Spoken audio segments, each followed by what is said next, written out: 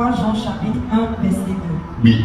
Bien-aimé, Bien-aimé, je souhaite que tu prospères à tous égards je souhaite que tu prospères à tous égards et sois en bonne santé, et sois en bonne santé comme prospère l'état de ton âme. comme prospère l'état de ton âme. Dans tous les domaines de notre vie, dans tous les aspects de notre vie, Dieu souhaite que nous prospérons. Sauf que Dieu a dit quelque chose. Il dit, je souhaite que tu prospères à tous égards comme prospère l'état de ton âme. Ça veut dire simplement que ta prospérité dans n'importe quel domaine de ta vie dépend de l'état de ton âme. Et la vraie question c'est ça. Quel est l'état de notre âme? Si ton âme est malade, peu importe ce que tu vas faire, tu ne pourras pas réussir. Donc ta réussite, ton succès, ton développement, ta prospérité sur tous les plans dépend de l'état de ton âme. Ça explique pourquoi David dit dans le livre de Psaume 142, verset 8, verset 7 dans d'autres versions, il dit: Éternel, tire mon âme de sa prison, afin que je célèbre ton nom. Les justes viendront m'entourer quand tu m'auras fait du bien. David, à un moment donné dans sa vie, a constaté que tiens, quelque chose ne va pas. Les choses tournent en haut, les choses ne vont pas bien. Quelque chose ne va pas comme Dieu l'a voulu, comme Dieu l'a déclaré, comme les prophéties l'ont dit, comme tu te l'as souhaité au début de l'année. Donc David, sachant très bien que notre prospérité dépend de l'état de notre âme, il a dû faire cette prière à Dieu. Éternel, tire mon âme de sa prison, afin que je célèbre ton nom. Les justes viendront m'entourer quand tu m'auras fait du bien. La question est celle-ci: dans quelle prison ton âme se trouve? Parfois tu peux faire du bien et te retrouver en prison. Quelqu'un dit Amen. Amen. Parfois tu peux faire du bien et te retrouver en prison. Actes chapitre 16 à partir du verset 11. Actes 16 verset 11. Vas-y. Étant partis de Troas, nous fîmes voile directement vers la Samatros et le lendemain, nous débarquâmes à Néapolis. De là, nous allâmes à Philippe, qui est la première ville d'un district de Macédoine et une colonie. Nous passâmes quelques jours dans cette ville. Le jour du sabbat, nous nous rendîmes hors de la porte vers une rivière où nous pensions que se trouvait un lieu de prière. Je suis choqué. Paul et Silas sont allés prier au bord de l'eau. Tu dis Amen, je te parle. Amen. Paul et Silas sont venus dans la ville pour évangéliser. Mais le seul lieu où ils sont allés pour prier d'abord, c'était au bord de l'eau. Pourtant, on dit aux chrétiens évangéliques à l'église de ne pas aller au bord de l'eau pour prier. Soit il y a des mamies wata là-bas, soit il y a des génies là-bas. Et c'est pas bon. Paul et Silas sont allés prier au bord de l'eau avant l'évangélisation. Continue. Nous nous assîmes et nous parlâmes aux femmes qui étaient réunies. L'une d'elles, nommée Lydie, marchant debout de la ville de Thyatire, était une femme craignant Dieu et elle écoutait. Le Seigneur lui ouvrit le cœur. Le Seigneur lui ouvrit le cœur. Elle fut attentive à Comment? ce que disait Paul. Comment? Lorsqu'elle eut été baptisée avec sa famille, elle nous fit cette grande demande: si vous me jugez fidèle au Seigneur, entrez dans ma maison et demeurez-y. Amen. Continue. Et elle nous pressa par ses instances. Comme nous allions au lieu de prière, Comme nous allions au lieu de prière, une servante qui avait un esprit de python, alléluia. Amen. Pendant qu'ils allaient, la Bible dit qu'il se trouvait une jeune fille, une jeune femme qui était devant eux. Mais cette jeune femme était animée de l'esprit de Python. Et dans cette ville, c'était elle qui prophétisait. C'était elle qui devinait. C'était elle qui était la voyante. Sauf que derrière ce que cette jeune femme faisait, il y avait des gens, des hommes puissants. Il y avait des hommes qui étaient derrière l'esprit que transportait cette jeune femme. Et quand cette jeune femme faisait ce job, ce travail-là, eux, ça leur apportait des gains. Donc ils étaient les maîtres de l'esprit qui possédait cette jeune femme. elle fit cela pendant plusieurs jours. Paul, fatigué, se retourna et dit à l'esprit. Un jour, Paul était fatigué de ce que cette dame faisait. Chaque jour qu'un Paul et Silas partaient pour prier, cette dame se mettait devant eux et disait à tout le monde: écoutez, ce sont des vrais serviteurs de Dieu. Ce sont des serviteurs de Dieu. Ils sont venus de la part de l'Éternel. Si vous les écoutez, vous aurez le salut. Évidemment, ce que cette dame disait, c'était vrai. Sauf qu'il y a un piège.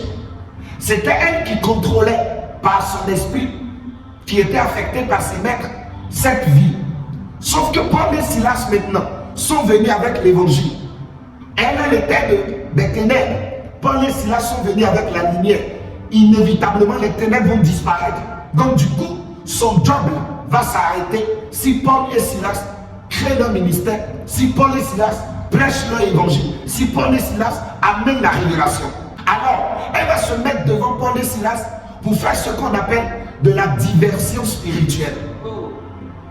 My God. De la diversion spirituelle. Pourquoi je dis de la diversion spirituelle? Elle avait l'habitude de parler dans la ville et les gens l'écoutaient. Maintenant, les gens là ne savaient pas que elle parlait depuis les ténèbres. Donc elle était presque leur Dieu. Et Paul et Silas sont amenés maintenant la lumière, la révélation.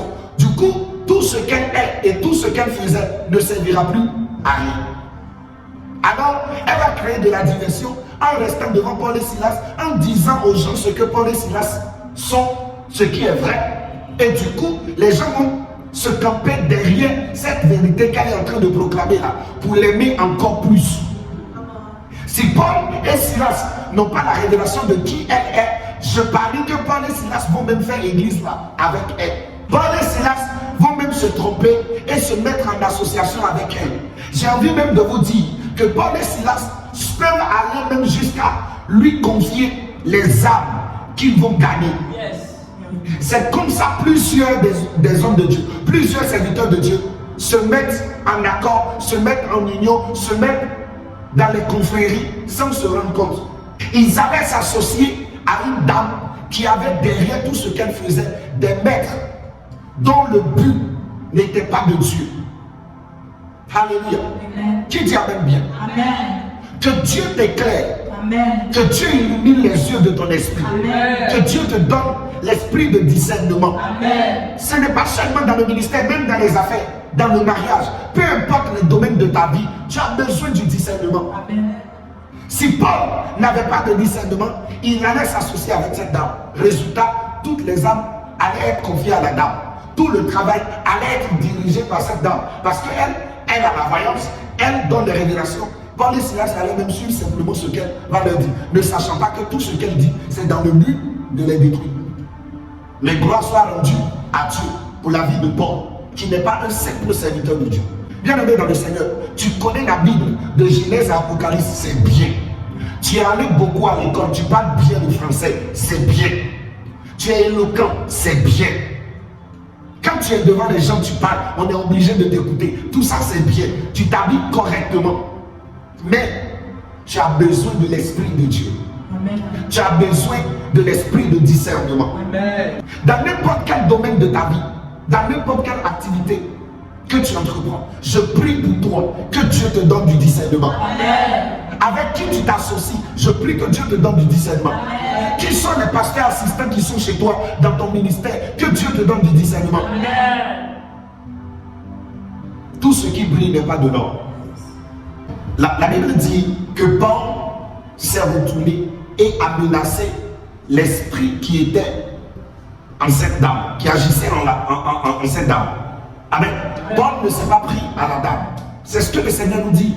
Vous n'avez pas à lutter contre la chair ni le sang, mais contre des esprits, les dominations, les principautés. Paul va se retourner et menacer l'esprit de Python qui était en cette femme. Vas-y. Je t'en donne au nom de Jésus-Christ Au nom de Jésus-Christ de Nazareth, je t'en donne. de sortir d'elle. Et il sortit à l'heure même. À l'instant même, l'esprit quitte la dame.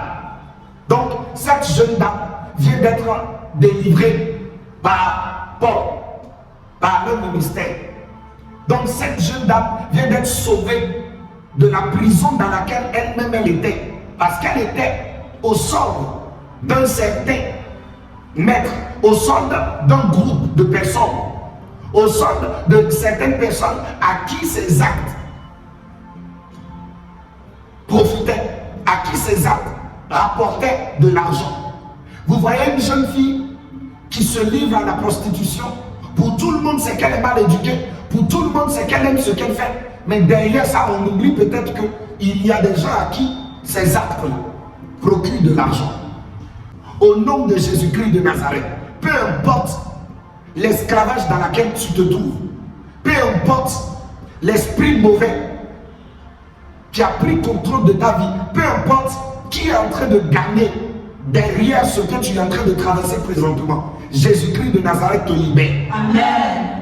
L'Esprit de Dieu te libère. Amen. Peu importe qui a pris ton temple, ton corps, qui est le temple du Saint-Esprit, peu importe qui a pris ce corps-là en esclavage, peu importe qui a mis ta vie en prison, l'Esprit de Dieu te libère. Amen. Alléluia. Amen. Paul a laissé donc la jeune dame et a fait face à l'esprit qui l'habitait. Paul est venu en aide à cette jeune dame. Paul l'a délivrée. Donc Paul l'a sauvée. Ce que Paul a fait, c'est du bien. Mais vous allez voir là où ce bien l'a conduit. La Bible dit que derrière cette jeune dame, il y avait des messieurs, il y avait des personnes qui gagnaient de l'argent. Parfois, vous priez pour des gens, vous vous retrouvez dans des problèmes. Il y a des pasteurs qui ont fait des délivrances et qui se sont retrouvés à fermer leur église.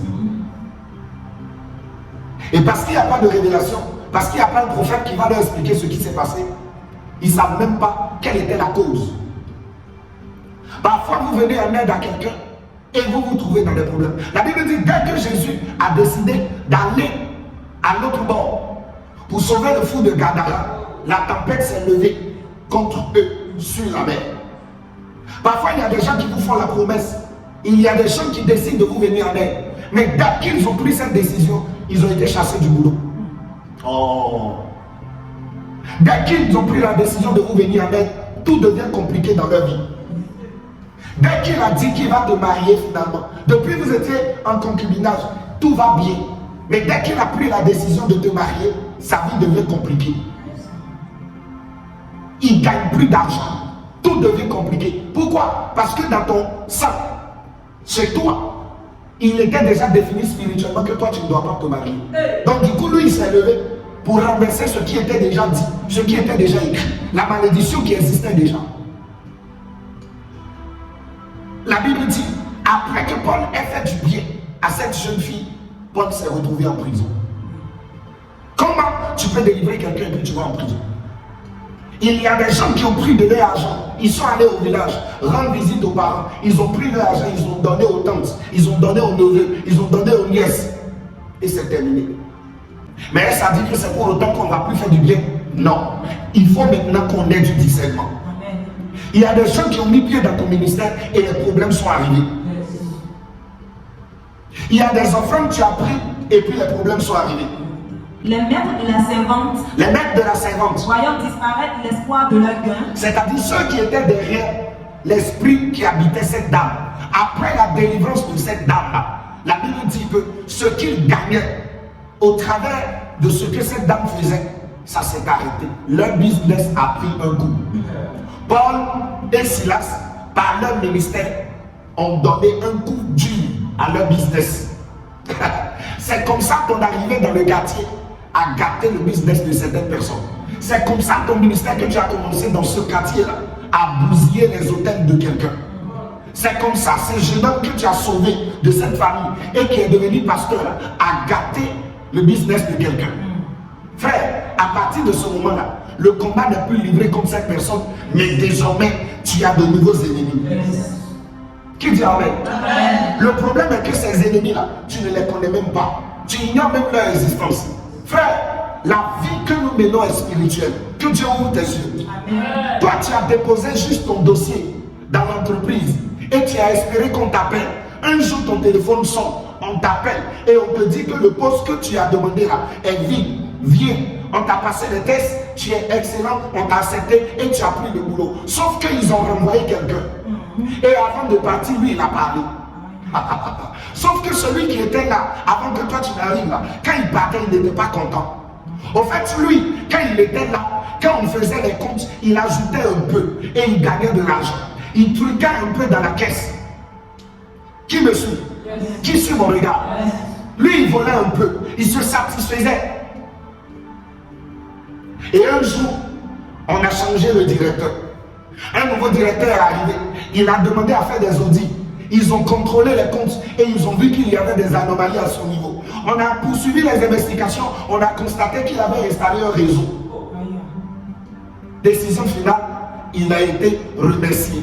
Mais avant de partir, il a dit des choses. Personne ne va s'asseoir sur cette chaise-là. Bien aimé dans le Seigneur, ce sont des combats dans lesquels nous rentrons sans se rendre compte. Les gens ont déjà disposé leurs neveux, leurs nièces, leurs tantes, leurs parents pour faire la fête dans le règne spirituel. Toi, tu l'as amené à une veillée. On a prié pour cette personne. Le prophète a déclaré, a révélé même le secret. On a prié, on a invoqué le sang de Jésus. Et leurs projets ont été annulés. Maintenant, là, tout le bruit qui est derrière ça, c'est contre toi, ils vont se lever. Cette dame était en esclavage. Elle était entre les mains de ces gens-là depuis des années. Peut-être elle-même ne gagne rien de ce qu'elle faisait. Mais tout le profit était pour ses hommes. La Bible dit, le jour où elle a été délivrée, les gens étaient mécontents. C'est comme ça parfois, le jour où Dieu t'ouvre la porte, les gens sont mécontents. On a toujours un tonton dans notre famille. Chaque fois qu'on vient lui demander de l'argent, il est content. Mais il a la possibilité de prendre notre dossier et de nous mettre quelque part. Et plus jamais, on ne va plus lui tendre la main. Mais on va gagner notre vie. Mais il ne veut jamais le faire. Il veut simplement que quand l'enfant est envoyé à l'école, tu viens lui demander. Quand vous allez à l'hôpital, tu viens lui demander. Quand le propriétaire vous renvoie, tu viens lui demander. Au nom de Jésus, je t'annonce que tu es arrivé à la fin. Amen. Au nom de Jésus, je t'annonce que le Seigneur s'est levé pour toi aussi. Amen. Peu importe la prison dans laquelle on t'a déposé, le Saint-Esprit de Dieu brise les verrous de fer. Amen.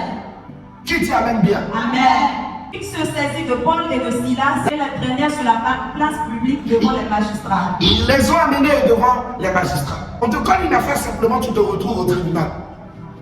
Et pour toi, et pour ton église, tes membres, et pour tous ceux qui sont là, c'est que effectivement c'était pour problème sonore que tu t'es retrouvé au tribunal. C'était pour enfreinte que tu as pris, que tu t'es retrouvé au tribunal. Mais non, ce n'était que des alibis. Qui a dit Amen? Amen. Ce n'était que des alibis. Derrière ce qu'on te reproche là, il y a toute une histoire. Derrière ce pourquoi tu es allé là-bas là, il y a des gens que tu déranges. Il y a un système qui n'est pas à l'aise depuis que tu as créé ton ministère. Il y a un système qui n'est pas à l'aise depuis que tu as commencé tes affaires. Il y a quelqu'un qui ne vend plus depuis que toi tu as installé ton business. Alléluia. Amen. Il y a quelqu'un qui est dérangé dans ce bureau depuis que tu as gagné ce contrat. Il y a quelqu'un qui est dérangé dans ce travail depuis que toi tu es venu là pour travailler. L'aura que tu transportes là, ça dérange un collègue dans le bureau. Qui a dit Amen bien? Il y a quelqu'un qui se sent menacé depuis que tu es là. La Bible dit lorsque Jésus est né, le roi se voyant menacé par rapport à son trône, a ordonné que tous les enfants soient tués. Moïse, pareil, quand il est né, on a ordonné que tous les enfants soient tués. Pourquoi? Parce que quelqu'un se sent menacé. La bonne nouvelle, c'est ceci. Ils vont se sentir menacés pour rien. Amen. Tu es né pour aimer. C'est ton tour maintenant. Amen. Et rien ne peut t'arrêter. Ils vont les traîner devant le magistrat. Et qu'est-ce qu'ils vont dire? Ces hommes trouvent notre ville. Ce sont des Juifs qui annoncent des coutumes qu'il ne nous est permis ni de recevoir, ni de suivre à nous qui sommes romains. C'est des alibis. Bien aimé, je vais vous dire quelque chose. On ne peut pas prêcher les mêmes choses. Amen. On prêche le même Seigneur, mais on a de différentes révélations. Donc ce qui est reproché à Paul et Silas, c'est rien que des alibis. Il y a des gens qui ont quitté des assemblées parce qu'on accuse le pasteur de telle ou de telle chose. Pourtant, ce n'était que des alibis. Il y a des gens qui ont abandonné leurs contacts, qui ont abandonné leurs frères, qui ont quitté des relations juste parce qu'on accuse la personne de telle ou de telle chose. Or, ce n'était que des alibis. Derrière ça, il y avait tout un autre problème. Il faut que nous ayons du discernement.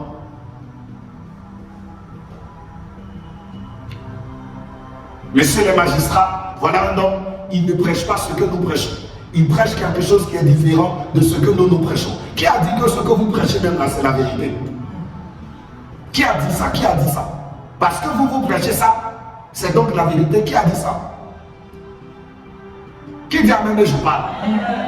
C'est pas parce que parfois certaines personnes parlent plus fort que ce qu'ils disent sont forcément la vérité. C'est pas parce qu'ils ont les moyens de ventiler beaucoup plus fort et beaucoup plus haut ce qu'ils sont en train de dire que c'est forcément la vérité. La Bible n'a-t-elle pas dit que la sagesse du pauvre est méprisée? Ça veut dire que si tu es pauvre, peu importe la vérité qui sort de ta bouche là, ça n'a pas de sens. Qui dit le contraire de ça? Ça veut dire que l'insensé, tout ce qu'il raconte là, c'est pris pour vérité s'il a l'argent. Donc parfois il y a des gens, ils ont l'argent, ils disent des choses qu'on légalise. Oh, amen. On légalise ces choses-là, juste parce que celui qui l'a dit là, il a les moyens. Et quand lui parle là, on se tait. Alléluia. Ces hommes-là, qui avaient pris la vie de cette femme en esclavage là, n'étaient pas des hommes simples. Ils étaient puissants, financièrement et spirituellement. Que Jésus-Christ de Nazareth rentre dans nos quartiers, rentre dans nos villes, rentre dans nos nations, et que des âmes soient libérées. Tu vois des jeunes gens qui se donnent à la drogue, à la prostitution, qui voient des jeunes gens qui se donnent à des vices de ce monde. Ce ne sont pas forcément des caractères. Ça profite à quelqu'un. Écoutez, lorsque vous voyez des jeunes gens distribuer de la drogue, vendre de la drogue, c'est quelqu'un qui produit. Il y a un baron qui est derrière, à qui ça profite. Si on veut vraiment faire les choses là, allons à la base. Quand on va couper la production de ces choses-là, il n'y aura plus ces jeunes-là pour vendre. C'est très facile d'accuser les jeunes sans leur trouver la solution. C'est très facile de dire telle personne fait ceci, telle personne fait ceci, sans véritablement chercher la cause, les vraies raisons. Plusieurs personnes sont en prison pour juste des alibis. Plusieurs ils sont parce qu'ils ont fait quelque chose. Mais quand on regarde réellement ce pourquoi ils ont fait ça, c'est peut-être une bonne raison. C'est pour ça, dès que vous arrivez dans les prisons, il y a ce qu'on appelle les avocats commis d'office. Chaque prisonnier a droit à un avocat de la part de l'État. Pourquoi? Parce qu'on estime qu'il y a parfois le bénéfice de doute. Tout prisonnier a un avocat. Si tu n'as pas les moyens de t'offrir toi-même un avocat, l'État même doit te donner un avocat. Parce qu'on estime qu'il se peut que ce pourquoi tu es arrivé là, ça soit une erreur. Alléluia. Amen. Combien de personnes tu déranges? Combien de personnes ton arrivée, ta seule présence dérange? Mais j'ai une bonne nouvelle pour toi. Qui le veut ou qui le veut, qui le veut ou qui le veut, qui le veut ou pas, tu vas régner. Amen. Les magistrats ne peuvent pas dire autre chose que ce que ces gens-là voulaient. La Bible dit, ils ont mis Paul et Silas en prison. Et qu'est-ce qui a suivi? Après qu'on les eut chargés de coups, Après qu'on les ait chargés de coups, il les jeta en prison il les jeta en prison. en recommandant aux geôliers Et on informe les geôliers. de les garder sûrement. Ah, alléluia. Ces gens-là, c'est des hommes puissants. Parfois, vous ne les connaissez pas, mais votre présence, votre activité, votre ministère les dérange. Votre arrivée dans le business là, ça les dérange. Vous êtes un concurrent de taille. La Bible dit, non seulement ils ont mis Paul et Silas en prison, mais ces hommes sont allés voir le geôlier. Le geôlier, c'est un peu comme le régisseur. Ils sont allés voir le geôlier et ils l'ont instruit. Derrière le mot instruit là, ils l'ont surdoyé. Ils lui ont donné de l'argent. D'ailleurs, qui place les gens dans leur poste? C'est eux. Qui place les chefs d'État? C'est eux. Qui propose les ministres? C'est eux. Parfois, vous pensez que ce sont ceux qui sont au pouvoir qui gouvernent réellement le pays. Mais non, il y a des gens derrière qu'on ne voit pas à la télé, qu'on n'entend pas à la radio, qu'on ne voit pas dans les photos. Mais c'est eux qui dirigent. Oh, qui dit amen bien? Quand toi, tu n'arranges pas ces gens-là, bien aimé, tu es dans les problèmes. Et c'est comme ça, plusieurs d'entre nous, on se retrouve dans des problèmes. On ne connaît pas la tête, la queue. On se demande, au bon milieu de la nuit comme ça, pendant que tout le monde dort, tu te poses des questions chaque jour, chaque nuit, sans réponse. Alléluia. Malheur pour toi, si tu tombes sur un pasteur, sur un homme de Dieu qui ne connaît pas vraiment les choses spirituelles, il va t'attribuer un péché que tu as commis pour que tu te retrouves dans une situation pareille. D'ailleurs, tu regardes dans ta vie, toi-même tu commences par faire les repentances. Tu regardes dans ta vie jusqu'à...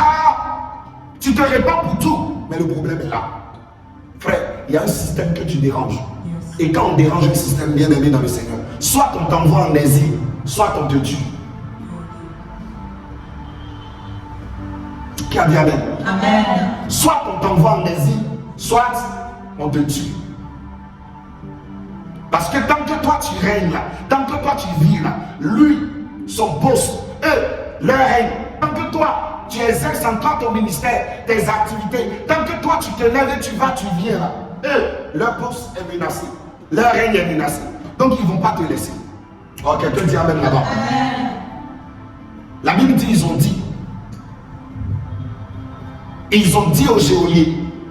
Qu'est-ce qu'ils ont dit, ma fille? De les garder sûrement. Garde-les sûrement. Une manière de dire, rassure-toi qu'ils ne sortent jamais de là. Et qu'est-ce qui va se passer? Le geôlier ayant reçu cet ordre, Ayant reçu cet ordre de ces hommes, les jeta dans la prison intérieure. le geôlier les a jetés dans la prison intérieure. Ça veut dire quoi, bien aimé dans le Seigneur? Dans la prison, il y a prison. Croyez qu'on les a déposés simplement en prison, mais non, la Bible dit que les geôliers s'est assuré de les déposer dans la prison intérieure. Ça veut dire dans le sous-sol. C'est là où on dit, en prison, il y a un lieu qu'on appelle isolement. Et en isolement, qui sont ceux qui sont là-bas? Ceux qui sont récalcitrants, même en prison. C'est eux on met en isolement. Mais Paul et Silas, non seulement ils n'ont rien fait, ils ont été frappés, ils ont été déposés en prison, et pas n'importe quelle prison, en isolement. Dans la prison intérieure. Frère, si tu es dans la prison intérieure, tu es belle, mais aucun homme ne te marie. Si tu es dans la prison intérieure, tu vends, mais ton argent là, tu ne sais pas par où ça passe. Si tu es dans la prison intérieure, tu es diplômé, tu es qualifié, mais quand toi tu déposes ton dossier, on ne t'appelle pas. Si tu es dans la prison intérieure, tout ton dossier est propre, mais on ne te donne pas le visa. Si tu es dans la prison intérieure, tu fais tout pour te marier, mais tu es dans le célibat. Tu es dans la prison intérieure, médicalement parlant, tu es propre, mais on ne sait pas pourquoi tu ne tombes pas enceinte.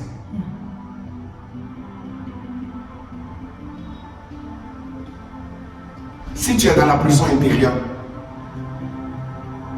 tu ne sais pas ce que tu fais, mais n'importe où tu arrives, on entend l'expression sa tête ne me plaît pas. Frère, tu es dans la prison intérieure.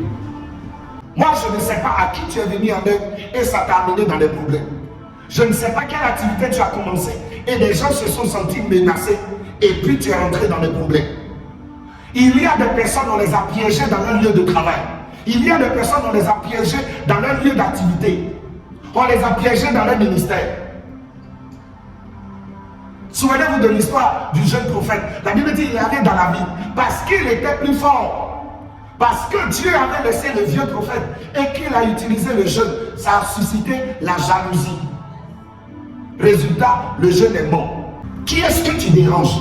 Quel système tu déranges?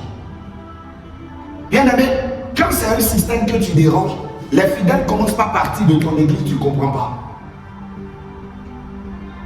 Quand c'est un système que tu déranges, les mêmes personnes à qui tu as fait du bien hier, tu ne sais pas pourquoi ils se retournent contre toi. Quelqu'un est allé le voir, quelqu'un leur a parlé. Ta présence menace quelqu'un. Mais j'ai une bonne nouvelle. Le même Dieu qui a fait pour Paul et Silas, il est encore sur son trône. Amen. La Bible dit qu'il vit éternellement. Amen. La question est celle-ci. Prophète, pasteur, Dani, comment je vais faire pour sortir de ma prison? Amen. Tu es en prison. Quand tu es en prison, et surtout quand tu es en isolement, tu te poses des questions. Oui. Frère, quand tu es en isolement, la même personne qui a promis de remettre l'argent le vendredi, là, avant le vendredi, tu commences par l'appeler, son téléphone, ça ne passe plus. Celui qui t'a dit qu'il va te fournir les lettres d'invitation pour que ton visa, tu puisses l'obtenir là. Quand tu es en isolement, tu ne sais pas ce qui se passe, mais c'est comme si tu l'énerves quand tu l'appelles. Tu es en isolement. Quand on t'a placé en isolement, même celui qui t'aime te déteste sans raison. Combien d'entre nous ne vivons pas ces choses-là? Tu es en isolement. Et tu dois te poser une question. Comment je dois faire? Quel acte je dois poser? Bien aimé, écoutez-moi très bien. Jésus est mort à la croix pour toi, pour que tu aies le salut, tu sois sauvé. Point barre. La vie sur la terre, la réussite, le succès, ça a des codes. Josué chapitre 1, verset 8. La Bible dit que ce livre de la loi ne s'éloigne point de ta bouche, mais dites-le jour et nuit, afin d'agir fidèlement selon ce qui est écrit. Et c'est alors que tu auras du succès et de la réussite dans tout ce que tu entreprendras. Ça veut dire que la Bible, là, c'est pas pour que ton âme soit sauvée. Ton âme est sauvée par le sacrifice de Jésus. Mais la Bible, là, ça te servira de code pour réussir. Amen. Quand on achète un téléphone, un appareil, il y a des notices qui sont déposées dans le carton. La notice qui suit l'homme qui vient sur la terre pour une mission pour réussir, là, c'est la parole de Dieu. Amen. Donc ce livre-là, c'est pour que tu puisses réussir. C'est pour que tu puisses avoir du succès. Et comment est-ce que tu auras du succès? Il faut savoir décoder ce qui est écrit. Tu peux lire sans comprendre. La Bible dit, l'Éthiopien était en train de lire les Écritures, mais il ne comprenait rien. Quand Philippe lui a demandé, est-ce que tu comprends ce que tu dis? Il dit, comment je peux comprendre si personne ne me l'explique? Est-ce que toi, tu as quelqu'un qui va t'expliquer les codes pour que tu puisses sortir de ta prison? Ça fait longtemps que tu jeûnes, mais la situation, au lieu que cela se règle, ça s'empire. Ça veut dire que tu n'as pas encore les codes. Ça fait longtemps, on t'a dit à l'église, il faut faire des offrandes. Tu as fait les offrandes. Jusqu'à même un jour, tu étais tenté même de dire, ils sont en train de bouffer mon argent. Bien aimé dans le Seigneur, on ne plante pas cacao partout. Yes. Tu n'as pas les codes. Tu as besoin que quelqu'un t'explique.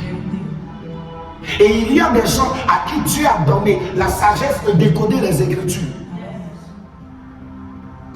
La Bible déclare, la lettre tue, mais l'esprit vivifie.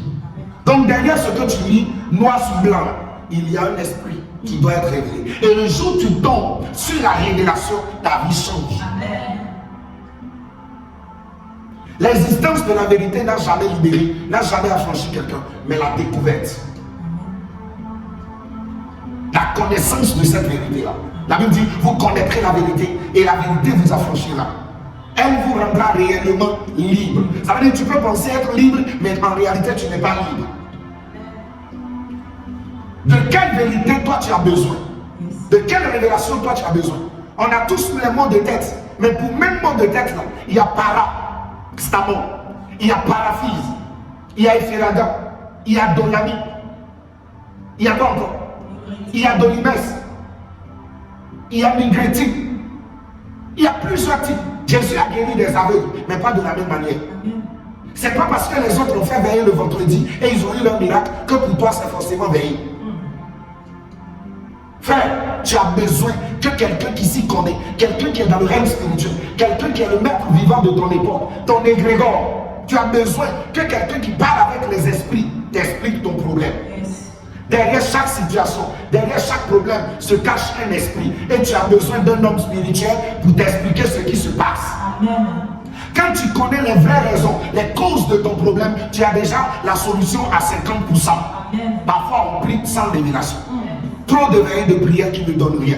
Trop d'années passées à l'église, les gens sont frustrés. Et toute la parole qu'on a à leur dire, c'est ne t'inquiète pas, le Seigneur est fidèle, il est juste, il le fera en son temps. Frère, l'évangile de Jésus n'est pas que consolation. Il y a une solution quelque part. Jésus-Christ de Nazareth est encore dans son business de faire du bien et de restaurer. Amen. Je prie juste que tu tombes sur la solution qu'il te faut. Amen. Amen. Et ça, tu as besoin d'être là où ça se donne. Tu as besoin d'être dans un lieu. La bénédiction a un lieu. La bénédiction a une odeur. La bénédiction a un propriétaire. Tout le monde n'a pas la révélation. Qui dit Amen bien? Amen. Si Dieu le permet, dans notre prochaine vidéo, on va parler de comment sortir de cette prison. Amen. Mais déjà, je t'invite à te lever. Ces questions que tu te poses. Et puis, on est obligé de te mettre dans le groupe d'intercession parce que tu cherches Marie depuis tu ne trouves pas. Sors de ce groupe-là. Tu n'es pas obligé d'accepter ce qui t'arrive là. La Bible dit, il y a des personnes dont l'Éternel même avait déjà décidé qu'ils n'auront pas d'enfants, mais ils ont fini par avoir d'enfants. Mais comment ils ont fait?